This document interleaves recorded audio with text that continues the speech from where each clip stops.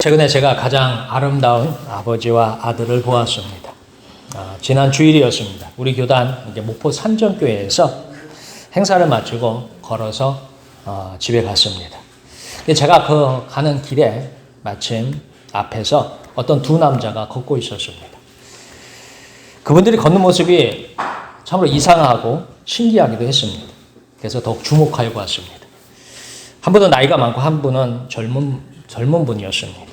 두 분이 걸어가는데 서로 이렇게 어깨를 이렇게 맞대고 걸더라고요. 어깨를 맞대고 팔짱을 끼고서 손을 이렇게 꽉 잡고서 이렇게 비스듬하게 두 분이 이렇게 그러고서 걷고 계셨습니다. 그리고 한 분은 이 보도 쪽에서 차도 쪽으로 이렇게 왼쪽으로 이렇게 기울어진 분이 계시고 한 분은 이렇게 오른쪽으로 기울여져 서로를 어깨를 맞대고 팔짱을 끼고 손을 잡고서 발을 맞춰서 이렇게 걸어가시더라고요. 그래서 뒤에서 보니까 그렇게 걷는 분이 없는데 참 신기했어요.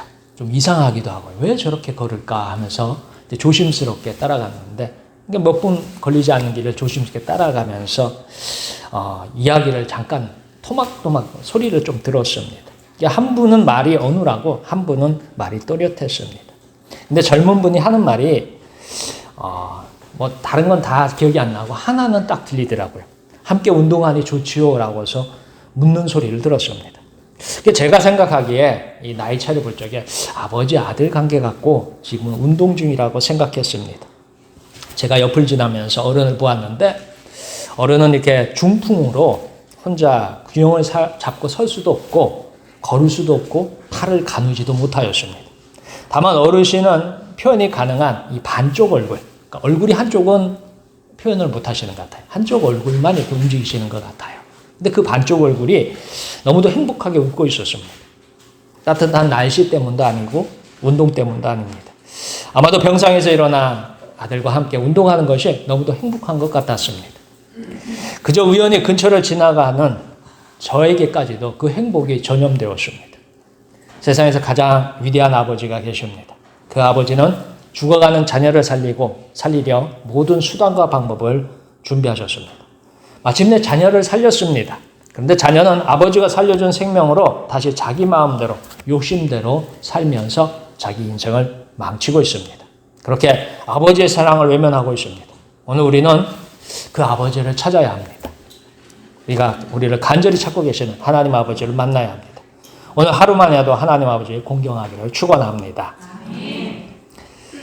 부모와 자녀의 관계는 동양에서 천륜이라 부릅니다. 이 부모와 자녀의 관계는 매우 특수하고 특별한 관계입니다. 이것은 부모가 정하기도 자녀가 정한 것도 아니에요. 그러니까 부모와 자녀의 관계는 우리가 맺어진 관계가 아니에요. 내가 원해서 맺어진 관계가 아니에요. 그러니까 태어나고 보니까 뭐예요? 부모이고 낳고 보니까 자녀인 것입니다. 내가 태어나가지고 눈 떠보니까 거기에 누가 계신 거예요? 부모가 계시고 내가 낳고 보니까 뭐예요? 그게 나의 자녀가 된 거예요. 그러니까 내가 원하고 내가 바라는 대로 되는 것이 아닙니다. 그래서 부모와 자녀 사이에는 하나님의 특별한 계획이 있습니다. 우리 다 함께 22절에서 23절까지 말씀 우리 함께 읽겠습니다. 22절에서 23절 말씀 우리 함께 읽겠습니다. 너를 낳은 아비에게 청종하고 내 늙은 어미를 경이지 여기지 말지니라. 지식을 살지 말며 지혜와 훈계와 명철도 그래야 할지니라. 아멘. 우리 성경에 보면 부모가 자녀에게 줄 수 있는 것이 있습니다. 부모가 자녀에게 많은 것을 주지요. 그걸 모두 얘기하자면 하지만 시간 관계상 한 세 가지로 정리를 해봤습니다. 첫째, 부모는 자녀에게 생명을 주었습니다. 무엇으로도 값을 치르지 못하고 대체하지 못한 가장 귀한 선물입니다. 물론 생명의 주인은 하나님이십니다. 태초에 하나님께서 사람을 창조하실 때 생명을 주신 것처럼 부모는 자녀에게 생명을 주었습니다. 다음으로 부모는 자녀가 세상을 살아가는 경험을 물려줍니다. 지금까지 부모 세대가 세상을 살아왔던 경험, 세상에서 얻었던 지식, 그리고 세상을 판단하는 지혜를 물려줍니다. 즉 자녀가 앞으로 살아가는 세상에 대한 지도를 전달합니다. 마지막으로 부모는 자녀에게 영적인 진리를 물려줍니다. 그것은 하나님을 아는 지식, 하나님을 찾는 믿음이요 반드시 돌아가야 하는 고향입니다. 이것이 하나님께서 부모에게 바라는 것이요 반드시 자녀가 부모에게서 받아야 하는 것입니다. 이 세 가지를 부모는 자녀에게 물려줍니다. 오늘날 대다수의 사람은 젊고 건강할 때는 귀하게 대접을 합니다. 이 부모도 젊고 건강할 때, 재산이 있을 때는 자녀들이 그렇게 귀하게 대접을 하는데 늙고 병들고 재산이 없어지면 자꾸 외면합니다. 그러면 이런 사람에게는 그럼 어떻게 되느냐 했을 적에, 오늘 부모가 물려줄 적에 오늘 성경은 부모가 자녀에게 반드시 물려줘야 될 것 네 가지를 얘기합니다. 23절에 보면 진리를 사되 팔지는 말며 지혜와 훈계와 명철도 그러할지니라 했어요. 그러니까 오늘 성경에 보면 그렇게 되어 있습니다. 자녀에게 물려줬는데 진리와 지혜와 훈계와 명철을 물려주라는 거예요. 근데 어떻게 물려주냐면 이거를 사서 물려주래요. 자녀에게 진리를, 지혜를, 훈계를, 명철을 물려줘야 되는데 어떻게 하라고요? 그걸 잘 사서 물려주라는 거예요. 그럼 이제 이걸 어디선가 사와야 되잖아요. 여러분들이 한번, 우리 이제 어른들이니까 지금까지 살면서 어디서 진리를 사신 적이 있어요? 지혜를, 훈계를, 명철을 사신 적이 있어요. 이거는 반드시 사고 팔지는 말고 이것을 어떻게 해요? 다 물려줘야 되는데 어떻게 하냐? 자녀에게 물려주는 거예요. 이걸 물려주는 이 위해서는 특별히 자녀는 이것들을 물려받아야 돼요. 진리와 지혜와 훈계와 명철을 물려받아야 되는데 이걸 물려받기 위해서 자녀들의 조건이 있어요. 그 조건이 뭐냐면 오늘 성경에 나오는 너를 낳은 아비에게 청종하고 내 늙은 어미를 경히 여기지 말지니라입니다. 그러니까 부모의 말에 귀를 기울일 적에, 자기 부모를 중요하게 생각할 적에 그 자녀가 뭘 물려받느냐? 진리와 지혜와 훈계와 명철을 물려받는 거예요. 여러분들이 자녀로서 부모를 공경하고 귀하게 여길 적에 여러분들은 뭐예요? 오늘 성경은 진리와 지혜와 명철과 훈계를 물려받을 수 있습니다. 근데 이제 이 어버이 주일에 특수성이 있어요. 여러분들은 여러분의 부모의 자녀이지만 또 여러분들은 또 누구의 부모예요? 여러분들은 자녀의 부모이기도 해요. 그러니까 여러분들은 중간에 있는 거예요. 그래서 여러분들은 한편으로는 물려받아야 되고 한편으로는 어떻게 해요? 물려주어야 하는 거예요. 그래서 사실은 어버이 주일의 설교가 굉장히 어렵습니다. 왜요? 우리가 물려받을 거는과 물려줄 것을 이렇게 잘 구분해야 되는데 이게 막 혼돈스러울 수 있어요. 근데 어쨌든 자녀로서, 여러분이 먼저 자녀로서 물려받아야 할 건 오늘 성경에는 진리와 지혜와 훈계와 명철을 물려받아야 되는데 이걸 물려받는 방법은 여러분들의 아버지, 여러분들의 어머니에 대한 귀를 기울이고 귀하게 여겨야 합니다. 근데 이게 쉽지 않아요. 왜 쉽지 않은 줄 아세요? 여러분들이 여러분들의 부모를 한번 보세요. 그러면 여러분들이 어린 나이에는 부모가 완벽해요. 부모보다 훌륭하고 부모보다 뛰어나고 부모보다 완전한 분은 없어요. 근데 여러분들이 좀 나이가 들고 배우고 세상에 대해서 알게 되면 부모는 어떻게 해요? 그분은 완벽한 분이 아니에요. 그분은 완전한 분이 아니에요. 그분은 뭐예요? 허물이 많아요. 약점도 많아요. 부족한 분도 많아요. 연약한 분도 많아요. 어떻게 보면 나보다 너무 부족한 거예요. 그러니까 우리는 어떻게 해요?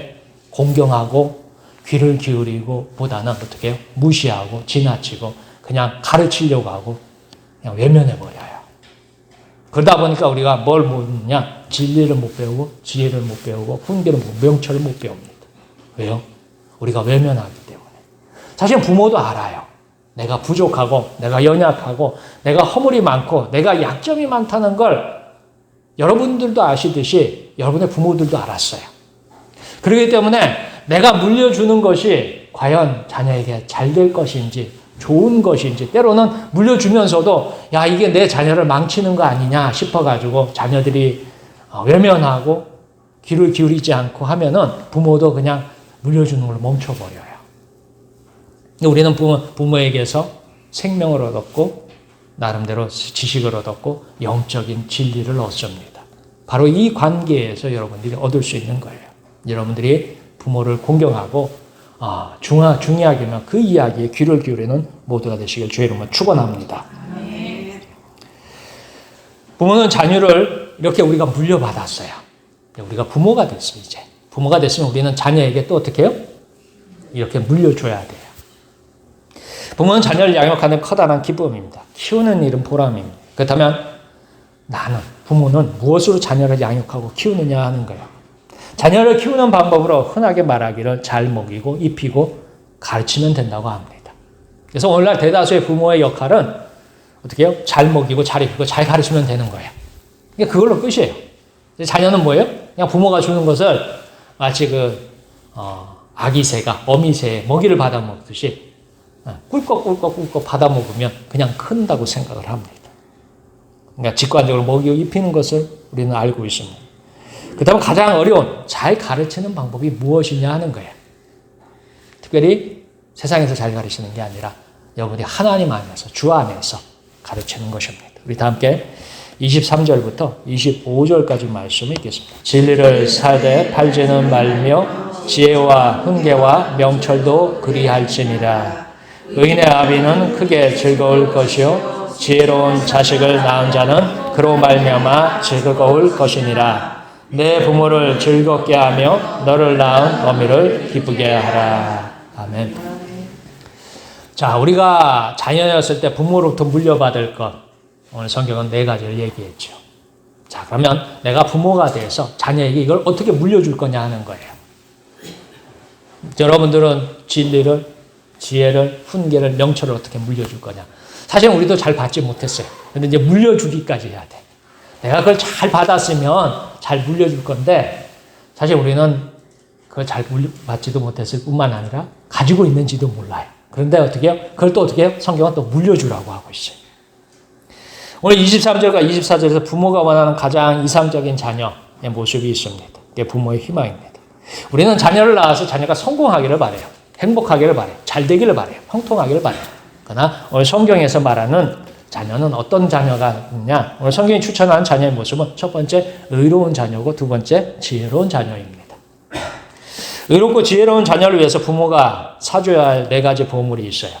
그 보물이 뭐냐면 오늘 성경에 나오는 진리와 지혜와 훈계와 명철이에요. 여러분들은 그 진리와 지혜와 훈계와 명철을 부모로부터 물려받는다 했어요.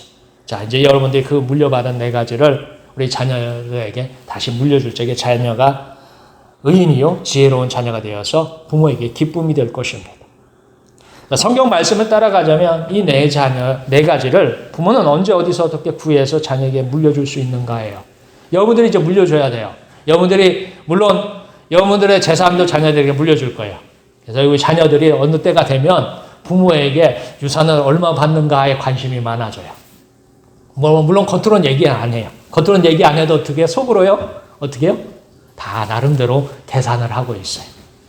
근데 아무튼 그 유산을 물려받는 걸 자녀들이 바라지만 사실은 여러분들 유산을 어차피 물려주게 되어 있어요. 원하든 원치 않든. 그러나 그거보다 더 중요한 게 오늘 성경은 4가지를 얘기합니다. 이 4가지를 물려주는 방법을 성경이 있어요. 그래서 4가지를 어떻게 물려주느냐. 첫 번째는 하나는 지식을 가르쳐야 합니다. 이게 삶의 경험을 포함한 방법입니다. 다음은 감정을 가르치는 거예요. 감정을 절제하는 모습을 가르칩니다. 마지막으로는 사랑을 가르쳐야 합니다. 이 사랑을 가르치는 것은 하나님을 흉내내는 것입니다. 이 3가지를 가르치면 오늘 성경에 나오는 진리와 지혜와 훈계와 명철을 다 포함해서 가르칠 수 있어요. 그래서 여러분들이 가르칠 것 여러분들이 잘 들으시고 여러분들이 부모로부터 물론 다 받았으면 좋겠지만 못 받았을지라도 여러분 안에 하나님께서 주신 진리와 지혜와 훈계와 명철이 남아 있습니다. 나는 받은 게 없는 것 같은데 나는 그게 없는 것 같은데 할지 모르지만 하나님은 분명히 여러분들한테 아주 특별한 방법, 특수한 방법으로 그것을 여러분한테 주셨어요. 다만 여러분들이 내가 그게 있는지 없는지 모르는 것 뿐이에요. 그래서 여러분들이 여러분 안에 있다는 이 진리와 지혜와 훈계와 명철을 이제 자녀들한테 잘 전달해야 돼요. 이게 전달하는 방법이 3가지가 있는데 바로 뭐냐면 첫 번째 지식을 가르치고 그 다음에 감정을 가르치고 마지막에 사랑을 가르치기를 축원을 합니다. 자, 먼저 지식을 가르쳐야 합니다. 여러분들이 어떤 지식을 가르쳤느냐? 여러분들이 수학 문제나 과학 문제나 이런 걸 가르치는 게 아니에요. 여러분들이 살아온 삶을 가르쳐야 합니다. 삶의 경험을 가르쳐야 돼요. 물론 여러분들이 입을 열어서 가르치면 좋아요. 그러나 그렇지 않을지라도 여러분의 자녀들은 배웁니다. 여러분들 입을 딱 닫고 있어도 여러분들의 자녀들은 여러분의 살아온 모습들을 다 배웠어요. 배우고 있어요. 지금도 배우고 있고, 근데 보다 더 적극적으로 가르칠 필요가 있어요. 우리는 이것을 영어로 노하우라고 합니다. 노하우. 일종의 경험이에요. 어떻게 하느냐라는 거예요. 지금까지 부모가 살아오면서 경험했던 과정의 모든 것입니다. 뭐 예를 들어서 뭐 학생들한테 가르칠 수 있는 건 뭐예요? 공부하는 방법을 가르칠 수 있어요. 공부하는 방법. 또 우리 연세 드신 우리 부모님들은 건강을 유지하는 방법을 가르칠 수 있어요. 어떻게 하면 건강해지더라. 왜요? 건강을 위해서 노력하시는 분들은 건강을 유지하는 방법을 가르칠 수 있습니다. 또 친구를 사귀는 방법도 가르칠 수 있어요. 여러분들이 친구가 관계가 좋으면 가르칠 수 있습니다. 저는 저희 부모님한테 이걸 못 배웠어요. 친구 사귀는 방법을 못 배웠어요. 그래가지고 늘 뭐냐면 이게 친구가 많지 않아요. 그래서 어떻게 보면 친구가 많은 분들은 되게 많아요. 저희 사모는 친구 사귀는 법을 잘해요. 그래가지고 막 친구가 곳곳에 갈 때마다 그냥 많이 늘어나요. 저는 아무리 노력을 해도 친구가 늘지 않아요. 제가 못 배운 건 뭐예요? 친구 사귀는 방법을 못 배웠어요. 자, 돈을 벌고 모으는 방법도 있습니다. 부모가 제일 가르쳐주고 싶은 건데 이거를 가지고 있는 부모는 흔치 않아요. 돈을 모으고 이거를 버는 방법을 사실 배운 분들이 이거를 물려받은 분이 흔치 않습니다. 그래서 요거는 희망사항이에요. 근데 가지고 있는 분은 어떻게 해요? 가르치면 좋겠죠. 자, 그러면 다음에 여행하는 방법도 있습니다. 여행하는 방법. 뭐 이거 쓸모없을지는 모르지만 여러분 생각할 땐 지금 쓸모없을지 몰라요. 그러나 여러분이 가지고 있다면 가르치세요. 하다못해 뭐예요? 남을 웃기는 방법이라도 가르치세요. 아니면 뭐 요리를 맛있는 요리를 선택하는 방법, 예식놀이를 뭐예요? 만드는 방법이라도 가르치세요. 그러니까 여러분의 삶의 모든 경험들, 여러분들이 어려서부터 지금까지 살아오면서 경험했던 모든 것들을 다 가르쳐요. 그게 여러분들이 가르칠 지식입니다. 성공을 관리하는 방법, 또는 사람을 판단하는 방법, 물건을 판단하는 방법, 실패를 받아들이는 법, 또는 실패를 극복하는 방법. 뭐 그 외에 정말로 많습니다. 여러분들이 지금까지 살아오면서 그냥 지나쳤던 것들, 그냥 무시했던 것들 상관없습니다. 그 안에는 여러분들의 삶의 지식이 있어요. 노하우가 있습니다. 비록 그게 완전하거나 완벽하거나 성공적인 것은 아니에요. 그렇지만 그걸 어떻게 할 필요가 있다고요? 가르칠 필요가 있어요. 여러분들의 삶에서 작은 것이라도 이렇게 자꾸 가르치세요. 그럼 두 가지 면에서 좋아져요. 하나는 여러분의 자녀들하고 유대관계가 생겨요. 감정적인 교류를 할 수 있어요. 그리고 뭐냐면 여러분들이 삶에 여러분들은 모르지만 많은 것들을 자녀에게 물려줄 수 있습니다. 부모가 가졌던 어리석음, 현명함, 고민, 시간과 노력이 녹아 있습니다. 그래서 부모와 자녀는 이렇게 지혜와 훈계와 명철과 진리를 이런 방법으로 전달하고 있습니다. 이것이 자녀를 지식에서 자라게 합니다. 두 번째, 부모는 자녀에게 감정을 가르쳐야 합니다. 여기서 가르치는 감정은 어떻게 기뻐하실 것인가, 어떻게 슬퍼할 것인가, 어떻게 분노할 것인가, 어떻게 미워할 것인가, 어떻게 화낼 것인가 이런 게 아닙니다. 바로 우리에게 찾아와서 인생을 무너뜨리는 감정을 절제하는 방법입니다. 여러분이 선택을 할 적에 이성적인 선택을 하는 방법과 감정적인 선택을 하는 방법이 있어요. 그러니까 여러분들이 화가 나서 선택하는 방법이 있고 분노해서 선택하는 방법이 있어요. 또 하나는 뭐예요? 화가 나고 분노하지만 그것을 참고서 선택하는 방법이 있어요. 어느 것이 여러분들에게 더 유리하고 여러분들에게 이익을 가져다 줄까요? 그냥 그날 감정 따라서 딱 선택하는 게 이로울까요? 아니면 그 감정을 극복하고서 선택하는 것이 유리할까요? 제가 대부분 보면 이 감정을 따라 선택하는 방법은 나중에 돌이킬 수 없을 만큼 심각한 사태를 만들더라고요. 그러니까 여러분들이 자녀들한테 가르치는 감정을 가르쳐야 돼요. 어떤 감정을 가르치냐? 바로 어른이 되어간다는 것. 감정대로 살지 않고 감정을 절제하고 극복하는 노력과 인내와 고통을 가르치는 겁니다. 이것을 자녀에게 보여주면 자녀는 감정을 배웁니다. 이것은 인생의 잘못된 결정을, 실수를 피하는 좋은 안내자가 됩니다. 그래서 여러분들은 부모로서 감정을 가르칠 필요가 있습니다. 이것이 자녀를 감정에서 자라게 합니다. 다음으로 부모가 자녀에게 사랑을 가르쳐야 합니다. 뭘 가르친다고요? 사랑. 이게 가장 어려운 겁니다. 사랑을 어떻게 가르치냐. 사랑이 무엇인지 가르치냐. 그래서 이걸 저도 이제 고민을 하면서 기도를 해봤어요. 어떻게 하면 사랑을 가르칠 수 있느냐 했을 적에 일종의 하나님 사랑을 흉내내기, 하나님 사랑을 따라하기를 하면 됩니다. 물론 우리가 사랑을 하고 가르치면 좋지만 완전한 사랑은 하나님만 가능합니다. 그래서 우리가 할 수 있는 사랑은 하나님 사랑을 흉내내기, 하나님 사랑을 따라하기 정도입니다. 사실 이것도 굉장히 힘들고 어렵습니다. 이것이 영적으로 자녀를 성장시키는 방법입니다.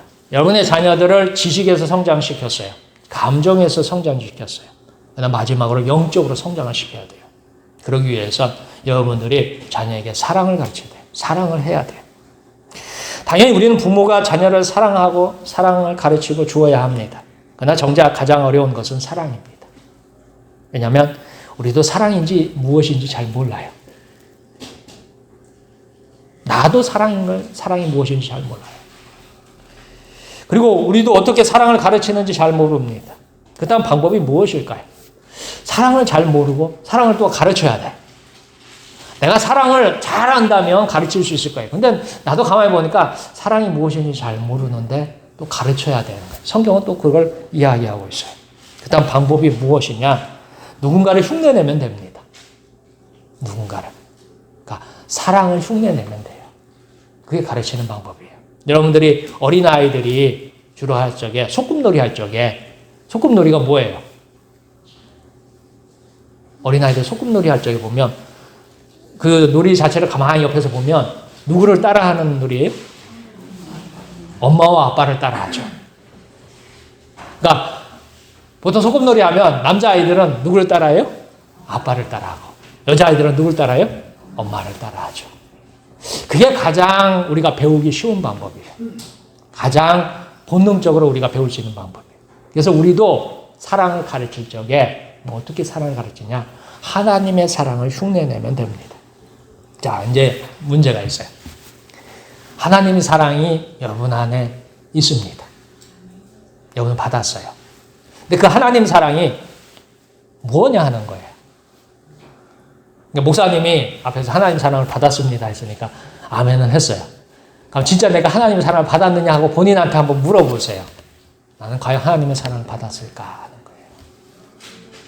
근데 하나님은 분명히 여러분들에게 하나님의 사랑을 전달했어요.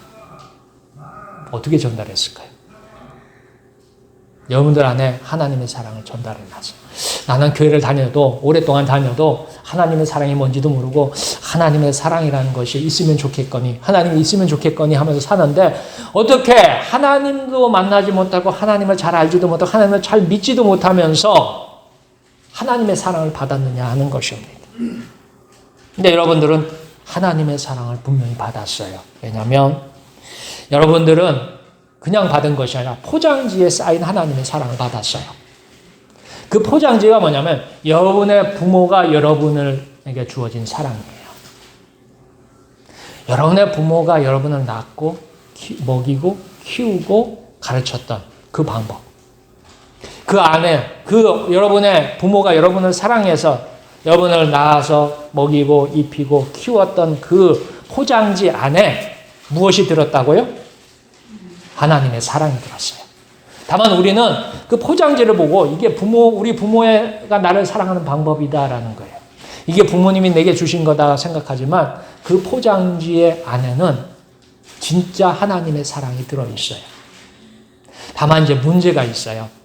이 부모님의 사랑이라고 되어 있는 이 선물은 여러분 생각할 적에 굉장히 아름답고 굉장히 깨끗하고 굉장히 훌륭했으면 좋겠는데 그 포장지는 뭐예요? 생각보다 그렇게 완벽하지 않아요. 여러분의 부모가 여러분을 사랑한 방법은 완전하지 않아요. 완벽하지 않아요. 충분하지 않아요. 어떤 이 부모로부터 받은 사랑은 그 포장지가 어떻게 보면 굉장히 초라하기도 하고 굉장히 볼품없기도 하고 그 포장지 자체가 찢어지거나 깨어져 있기도 해요. 그리고 심지어는 그 포장지에는 뭐냐면 여러 가지 잘못된 것들이 많이 붙어 있어요. 죄와 허물도 그 포장 안에는 다 들어있어요. 그러니까 여러분들은 그걸 딱 받으면서 이런 걸 나한테 주냐. 야, 이건 나한테 별로 쓸모가 없고 내게 별로 도움이 안 되는데 하는 것도 많아요. 그러나 그 포장지 안에는 무엇가 들어있다고요? 하나님의 사랑이 들어있어요. 동의 못할 수 있습니다. 그러나 성경은 그 이야기를 하고 있습니다. 왜냐하면 성경은 태초부터 하나님은 우리의 부모였습니다. 창세기 2장 24절에 보면 이러므로 남자가 부모를 떠나 그의 아내와 합하여 둘이 한 몸을 이룰지로다 했어요. 최초의 사람 아담, 그리고 그 아담이 뼈로 만든 그의 아내, 이 둘을 가정을 만드셨어요. 근데 그 가정을 만드실 적에 하나님의 말씀이 이러므로 남자가 부모를 떠나 그의 아내와 합하여 둘이 한 몸을 이룰지로다. 남자가 누구를 떠난다고요? 부모를 떠나요. 그 아담을 만든 분, 아담에게 생명을 주신 분이 누구예요? 하나님이세요. 우리에게 생명을 주신 분, 우리를 키우고 입히고 가르친 분, 그분이 누구예요? 부모잖아요. 아담에게 그리고 그 아내에게 하나님은 부모였어요. 그래서 아담과 하와는 결혼을 했어요. 그 사이에서 자녀를 낳았어요. 가인과 아벨과 셋과 그의 많은 자녀들을 낳았어요. 자, 그 자녀들에게 아담과 하와는 어떻게 했을까요? 여러분들이 자녀를 낳아서 이제 우리 이 중에는 자녀를 낳아서 키우시는 분 키우시고 키우고 계시고 또 키우려고 하고 준비하고 키우고 뭐 충분히 키운 분도 계시겠죠. 여러분들이 자녀를 낳아서 여러분들이 먹이고 입히고 가르치고 키워 나오는 가정은 가만히 생각해 보세요. 누구를 가장 많이 닮은 것 같아요? 내가 우리 자녀를 낳아서 먹이고 입히고 가르치고 키우는 가정이 어디선가 여러분들이 힌트를 얻었어요. 어디선가 그걸 배웠어요. 그래서 그대로 하는 거예요. 누구에게 배웠어요? 네, 여러분의 부모에게서 배웠어요. 여러분의 부모에게서 여러분이 뭐예요? 먹고 입고 가르침을 받았어요. 그래가지고 여러분이 이제 부모가 돼서 여러분 자녀에게 어떻게 해요? 그 부모가 나에게 먹였던 방법, 나를 입혔던 방법, 나를 가르쳤던 방법, 나에게 이끌어갔던 방법대로 어떻게 자녀들에게 똑같이 어떻게 해요? 하고 있어요. 근데 보통 이제 부모의 욕심이 그런 거죠. 내가 부모에게 받은 사랑은 참 볼품없고 연약하고 참 쓸모없을 아주 어떻게 보면은 이게 부모의 사랑이 맞을까 하는 것들을 받았지만 내가 부모로서 자녀에게 줄 때 사랑은 어떻게 그 포장지가 부모로부터 받은 것보다 좋은 걸 물려주려고 해요? 나쁜 걸 물려주려고 해요? 좋은 걸 물려주려고 해요. 그러니까 우리 안에 있는 이 사랑은 아주 우리로부터 아주 윗대 그러니까 아담과 하와부터 하나님으로부터 사랑을 받아서 흉내내서 자녀들에게 했어요. 그 자녀들도 내려가면서 어떻게 해요? 윗세대가 나를 사랑했던 방법을 배워서 아랫세대, 자녀의 세대를 계속해서 사랑을 이렇게 물려주는 거예요. 근데 그것은 가장 원본은 하나님의 사랑이고 아담과 하와는 그 하나님의 사랑을 흉내낸 것이었어요. 그리고 여러분이 받은 사랑도 뭐예요? 그 원본에서 하고 너무 모양과 형태와 뭐 이런 것들이 많이 변했지만 여러분이 부모로부터 받은 사랑도 어떻게 해요? 바로 하나님의 사랑을 흉내내는 사랑이에요. 그리고 그 사랑의 포장지 안에는 뭐예요? 하나님의 사랑이 녹아 있어요. 그리고 여러분들이 뭐예요? 아까 제가 그랬죠. 세 가지를 같이 전달한다고. 오늘 성경에 보면 첫 번째 지식을 전달하고 감정을 전달하고 사랑을 전달할 적에 그 자녀들도 뭐예요? 하나님의 사랑을 받게 돼요. 자, 이 하나님의 사랑이 그러면 최초로 끝났느냐? 그렇지 않습니다. 왜 하나님의 사랑이 중요하냐면 하나님은 하나님을 떠난 사람들을, 하나님을 잊은 사람들, 하나님 잃어버린 사람들을, 부모를 떠난 자녀들을 하나님은 다시 자녀로 삼으셨어요. 아담과 하와가 하나님을 떠났어요. 하나님의 사랑을 흉내내긴 하지만 하나님을 자꾸 떠났어요. 그런데 하나님은 중간에 한번 이 모든 것들을 다 싹 지우시고 다시 당신의 자녀로 삼았어요. 그래서 요한복음 1장 12절 13절에 보면 영접하는 자 곧 그 이름을 믿는 자를 하나님의 자녀가 되는 권세를 주셨으니 이는 혈통으로나 육적으로나 사람의 뜻으로 나지 아니하고 오직 하나님께로부터 난 자들이니라 라고 합니다. 하나님은 하나님의 사랑을 우리가 흉내낸다는 걸 알아요. 근데 세대를 거듭할수록 좋은 사랑을 줘야 되는데 이게 어느 세대인가 보니까 이게 완전히 망가져 버린 거예요. 그래서 하나님은 이것을 다시 회복시키기 위해서 그 아들 예수 그리스도를 통해서 우리를 다시 자녀로 삼으셨어요. 그래서 여러분들이 예수 믿고서 하나님의 자녀가 됐을 적에 여러분의 안에는 태초로부터 날아온 하나님의 사랑이 부모로부터 물려받은 사랑이 있는가 하면 또 하나는 뭐예요? 여러분이 예수 그리스도를 믿음으로써 하나님부터 직접 받은 하나님의 사랑이 여러분 안에 있어요. 여러분은 복받은 사람들이에요. 두 가지 사랑을 가지고 있습니다. 태초로부터 하나님을 흉내낸 사랑이 있고 예수 그리스도를 통해서 여러분들 안에 주어진 또 다른 사랑. 하나님은 여러분들의 사랑을 갑절이 되게 하신 거예요. 자, 이제 여러분들이 이 하나님의 사랑을 전달하는 방법이 뭐냐?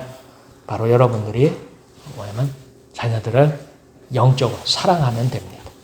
자, 여기서 이제 중요한 부분이 있어요. 여러분 안에 틀림없이 하나님부터 사랑을 받았어요. 근데 그 사랑은 아직 이 겉에 포장지에 쌓여 있어요. 그 사랑을 깨워야 돼요. 그 사랑을 꺼내야 돼요. 이게 하나님의 사랑이다라는 것을 확인해야 되는데 그 확인은 뭐예요? 그 하나님의 사랑은 지금 잠들어 있어요. 그냥 포장지에 쌓여서 가지고 있는지 없는지도 모르고 그냥 지나가고 있어요. 근데 그 하나님의 사랑을 여러분들이 깨우는 방법, 여러분들이 그 확인하는 방법, 여러분들이 그것을 마음속에 뿌리는 방법, 씨앗으로 자라는 방법이 있습니다. 그건 뭐냐면 부모를 공경하고 부모를 기쁘게 하고 부모를 사랑하면 돼요. 우리에게 하나님은 사랑을 따라가는 좋은 참고서로 부모를 주셨습니다. 각자에게, 여러분 각자에게 가장 최고고 최선이고 완성도가 높은 참고서로 부모를 주셨어요. 물론 그 부모가 여러분에게 물려준 사랑의 형태, 사랑의 방법, 사랑의 포장지는 다 다릅니다. 어떤 사람에겐 야 이것도 사랑이냐 하면서 버려 그런 부모를 만난 자녀도 있어요. 어떤 사람에게 너무너무 화려하고 너무너무 훌륭한 부모의 사랑을 받은 자녀도 있어요. 어떤 사람은 뭐예요? 이것도 저것도 아닌 그런 사랑을 받은 부모도 있어요. 어떤 데는 그 사랑이라고 했지만 그 안에는 찢어지고 갈라지고 조각나고 도무지 쓸모가 없는 것이라고 하는 것을 물려받은 이게 부모 사랑이라고 물려받은 사람도 있어요. 근데 분명한 것은 그 안에 하나님의 사랑은 분명히 있습니다. 그 하나님의 사랑은요, 우리나라의 국보나 보물보다도 아름다운 사랑, 하나님의 사랑이 녹아 있습니다. 그래서 그 사랑을 배우기 위해서, 그 사랑을 깨닫기 위해서, 그 사랑을 알기 위해서 우리가 부모를 공경해야 합니다. 그때 하나님께서 여러분 안에 들어있는 그 부모의 사랑이라는 포장지 안에 들어있는 진짜 사랑을 하나님께서 알게 하셔요. 그것을 깨닫게 하셔요. 그리고 또 우리가 우리 자녀에게 그 사랑을 물려주는 방법입니다. 여러분들이 이제 어버이 주일 맞이해서 이제 부모님이 살아계시면 부모님한테 부모님을 공경하고 부모님께서 내게 이만큼을 물려줬지만 그 안에는 부모님의 최선이 있어요. 그 안에는 부모님의 뭐예요? 자기의 땀과 눈물과 노력이 있어요. 그걸 무시하면 안 됩니다. 비록 내가 받은 건 형편없을지라도 내가 받은 것은 볼품없을지라도 그 안에는 반드시 그 부모님의 고민이 있어요. 그 인생의 고통이 있어요. 그 인생의 사랑이 있어요. 그 인생의 모든 것들이 다 있어요. 내가 볼 때는 볼품없을지라도 그것을 인정할 적에 우린 그 안에 녹아있는 하나님의 사랑을 발견합니다. 그리고 그 하나님의 사랑을 우리가 알 적에 우리는 우리의 후손들, 우리 다음 세대에게 다시 하나님의 사랑을 또 물려줄 수 있습니다. 그럴 때 자녀가 영적으로 자랍니다. 우리는 부모로부터 우리가 알지 못하는 시간에 알지 못하는 방법으로 지식을 배우고 감정을 배우고 사랑을 배웠습니다. 그리고 하나님의 사랑을 경험했습니다. 우리에게 하나님을 따라서 사랑을 베푸신 부모님께 감사하고 그 사랑을 다음 세대에게 전하는 모두가 되기를 축원합니다. 여러분 안에 주어진 하나님의 사랑을 꼭 발견하길 주의 이름으로 축원합니다. 여러분이 받은 부모의 사랑이 보기에는 만족할 수 없을지라도 그 보기에는 너무 부족할지라도 그 안에 부모님의 세대의 지식과 감정과 사랑이 들어있어요. 그걸 통해서 우리는 오늘 성경처럼 진리와 지혜와 훈계와 명철을 우리의 소유가 되고 우리 자녀의 소유가 되고 우리 가족의 모든 소유가 되길 주의 이름으로 축원합니다. 서로 사랑하시고 서로 감사하시길 주의 이름으로 축원합니다. 기도하겠습니다.